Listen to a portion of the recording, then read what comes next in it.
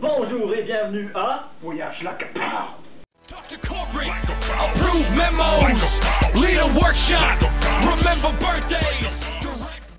Aujourd'hui, nous allons parler de Dubaï.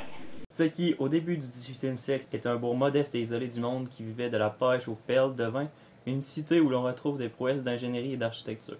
Dubaï, aux Émirats arabes unis, connaît une croissance sur tous les points de vue. Cependant, pourquoi Dubaï était la meilleure destination touristique de 2012? Cette ville des Émirats arabes unis possède des structures ayant une architecture très particulière. De plus, Dubaï possède aussi certains des hôtels les plus luxueux du monde. Pour commencer, à Dubaï, on retrouve notamment le Burj Khalifa, ayant 164 étages, soit 828 mètres de hauteur. Cet énorme gratte-ciel compte 175 chambres d'hôtel, des étages de bureaux, des étages d'appartements. Le Burj Khalifa est donc le plus haut gratte-ciel du monde.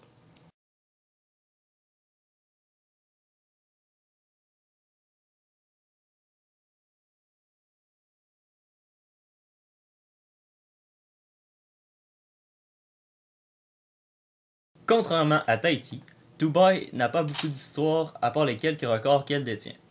Par contre, Tahiti a servi au ravitaillement des navires alliés durant la Deuxième Guerre mondiale. La ville de Berlin possède aussi une grande histoire. Durant la Deuxième Guerre mondiale, Berlin était la capitale des forces de l'Axe. La ville étant plutôt vieille, son architecture est totalement différente de celle de Dubaï. Au point de vue culturel, Berlin est de loin plus riche que Dubaï et Tahiti.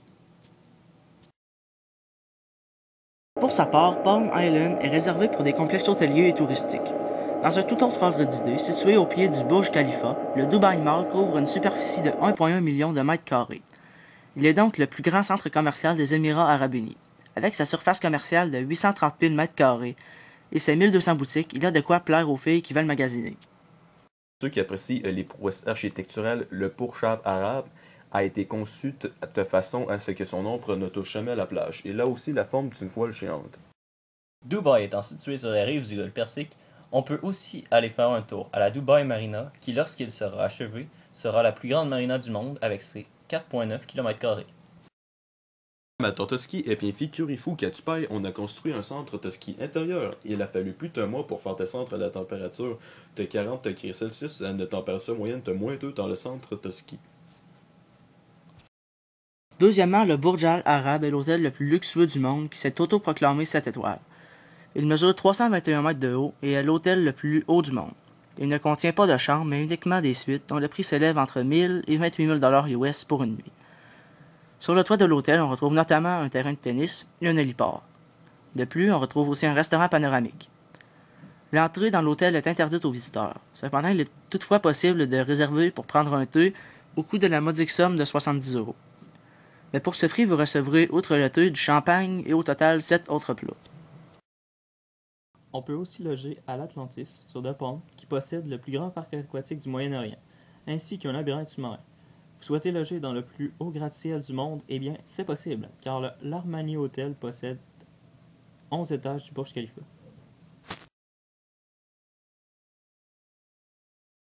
Finalement, Dubaï est la meilleure destination voyage de 2012 parce qu'elle est en train de devenir la nouvelle ville des records avec ses prouesses d'ingénierie et d'architecture.